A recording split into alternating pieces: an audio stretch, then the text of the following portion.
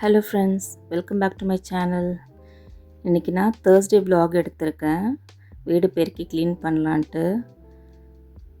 அதுக்கு முன்னாடி dining table பார்த்தா வீட்டில் இருக்க அத்தனை குப்பையும் டைனிங் டேபிளில் தான் இருக்கும். அது டேபிள் சாப்பிட்றதுக்கு யூஸ் பண்ணுறோமோ இல்லையோ எல்லா திங்ஸும் அதில் தான் கொண்டாந்து வச்சுடுவாங்க.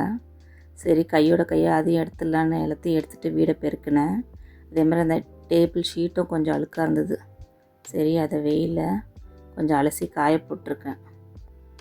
அதுக்குள்ளே நம்ம வீடு துடைச்சிடலான்ட்டு தண்ணியில் கொஞ்சமாக ஃபெனைல் ஆட் பண்ணுறேன். அதுக்கப்புறம் கல்லுப்பு. இந்த கல்லுப்பு ஆக்சுவலி சாப்பாடுக்காக நான் வாங்கினேன் கூட்டுறவு இதில். ஆனால் சமையல் ஆட் பண்ணால் ஒரு மாதிரி மண் இருக்க மாதிரி இருந்தது. சரி, அதனால் இதை வீடு துடைக்க வச்சுட்டேன். வெறும் கல்லுப்பும் ஃபெனைல் மட்டும் ஆட் பண்ணுவேன். ஏன்னா அந்த லைசால் இதை விட இந்த நார்மல் ஃபெனைலே கொஞ்சம் நல்லா இருக்க மாதிரி இருக்கும் ஸ்மெல் ஓரளவுக்கு, கற்பாம்பூச்சிக்கு இதுக்கெலாம். அதனால் இதை வாங்கி நான் யூஸ் பண்ணுறேன். அதே மாதிரி எப்போயுமே வியாழக்கிழமைனா வீடு துடைச்சிட்டு சாம்பிராணி போடுவேன் நான். அதையும் நான் இந்த வீடியோவில் ஆட் பண்ணியிருக்கேன் பாருங்கள். அதே மாதிரி இது பண்ணும் போதே, வீடு துடைக்கும் போதே கையோட கையாக மேட் எல்லாத்தையும் எடுத்து துவைக்க போட்டுட்டேன். இந்த டேபிள் மேட் துவைச்சி போட்டு தான் காஞ்சிடுச்சு. அதை எடுத்து டைனிங் டேபிள் அடுக்கிட்டேன் நான். அடுத்தது ஃபில்டர் காஃபி போடலான்னு ஃபில்டரில் காஃபி தூள் ஆட் பண்ணியிருக்கேன். நான் மால்குடி ஃபில்டர் காஃபி தான் யூஸ் பண்ணுவேன். நல்லாயிருக்கும் ஸ்ட்ராங்காக. தண்ணி வந்து ரொம்ப கொதிக்கக்கூடாது. இந்த மாதிரி கொஞ்சம் நல்லா பபுள்ஸ் லைட்டாக வர மாதிரி சூடானாலே போதும் ஃபில்டர் காஃபிக்கு. ஃபில்டர் காஃபி குடித்து பழகினவங்களுக்கு மற்ற காஃபியெல்லாம் பிடிக்காது. இன்ஸ்டன்ட் காஃபியெல்லாம் டேஸ்ட்டு பழகிடும். இது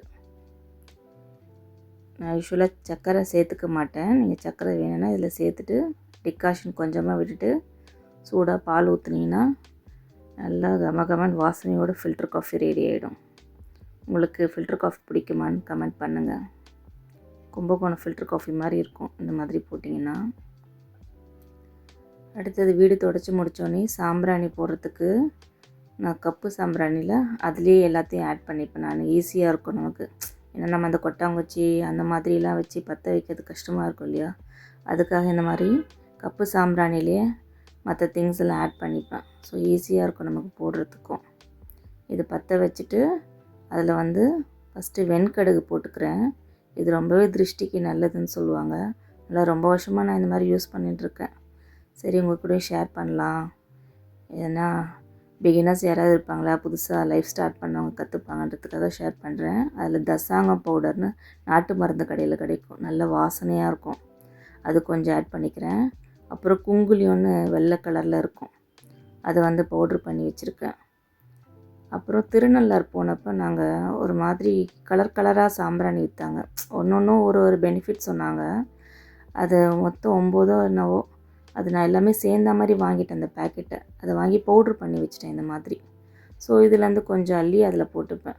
தனித்தனியாக ஒவ்வொன்றுத்துக்கும் ஒரு பெனிஃபிட் சொன்னாங்க. ஸோ எல்லாமே கலந்த மாதிரி பேக்கெட் இருந்ததுன்னு 50 ரூபா சின்ன பேக்கெட் அந்த மாதிரி வாங்கிட்டு வந்து நான் அந்த மாதிரி பவுட்ரு பண்ணி வச்சுட்டேன். அதுக்கப்புறம் நம்ம நார்மல் சாம்பிராணி இருக்கு இல்லையா, அதுலேயும் ஒரு பீஸ் எடுத்து இதில் வச்சிட்டிங்கன்னா வீடு ஃபுல்லாக காமிச்சிடுங்க. ஃபஸ்ட்டு வெளியிலேருந்து காமிக்கணும் எப்பயுமே சாம்பிராணி. இந்த மாதிரி ஃபுல்லாக வீடு ஃபுல்லாக காமிச்சிங்கன்னா நல்லா வாசனையாகவும் இருக்கும், எந்த திருஷ்டி அதுவும் இல்லாமல் இருக்கும். அதே மாதிரி மேட்டு நான் துவைக்க போட்டேன் இல்லையா, மேட் துவைச்சுட்டுருக்கு. துவைச்சி முடித்ததுக்கப்புறம் வாஷிங் மிஷினில் இந்த மாதிரி க்ளீனிங் டேப்லெட்னு விற்கும் ஆன்லைனில், மீஷோவில், அமேசானில் எல்லாத்துலேயுமே விற்கிது இப்போது. இது வந்து சும்மா ஒரு 2 பீஸ் போடுவேன் நான் எப்பயுமே. ஷூஸ் நீங்கள் வாஷ் பண்ணாலும் சரி, மேட் இந்த மாதிரி துவைச்சாலும் சரி. மேட்டில் மட்டும் ஆனால் முடி நல்லா மண் இதெல்லாம் இருந்தால் தட்டிட்டு போடுங்க. மற்றபடி வேறு எந்த பிரச்சனையும் வராது நீங்கள் மேட்டு மிஷினில் துவைச்சிங்கன்னா. நான் ரொம்ப வருஷமாக மிஷினில் தான் துவைக்கிறேன், எந்த பிரச்சனையும் வராது. எனக்கு வந்து டப் க்ளீனிங் ஆப்ஷன் இல்லை. ஸோ நார்மலாக அந்த குயிக் வாஷ்லேயே நான் வச்சுப்பேன். இந்த மாதிரி போட்டு இன்னும் எந்த ஸ்மெல்லு எந்த இதுவுமே இருக்காது, பிரச்சனையும் இருக்காது, எந்த இன்ஃபெக்ஷனும் ஆகாது நமக்கு. மேட் அதே மாதிரி இந்த மாதிரி கொஞ்சம் திக்கான மேட்டாக வாங்கிக்கோங்க. அப்போ தான் இந்த மாதிரி 2 செட்டு நான் வச்சுருப்பேன். ஒன்று வாஷ் பண்ண போட்டுட்டேன்னா ஒன்று போடுறதுக்காக. இது மாதிரி வெயிலில் போட்டிங்கன்னா உங்களுக்கு ஈவினிங்குள்ளே ரெடி ஆகிடும். இந்த நூல்லாம் வரா மாதிரி மோஸ்ட்லி மேட் வாங்காதீங்க. அந்த மாதிரி வாங்கினீங்கன்னா மாட்டிக்கும். ஸோ நல்லா திக் மேட்டாக வாங்கும் போதே நல்லதாக வாங்கினீங்கன்னா ஒரு விஷயம் எந்த பிரச்சனையும் இருக்காது. அதே மாதிரி அதுக்கு நல்லா நுர வருது பாருங்கள் அந்த டேப்லெட்டு.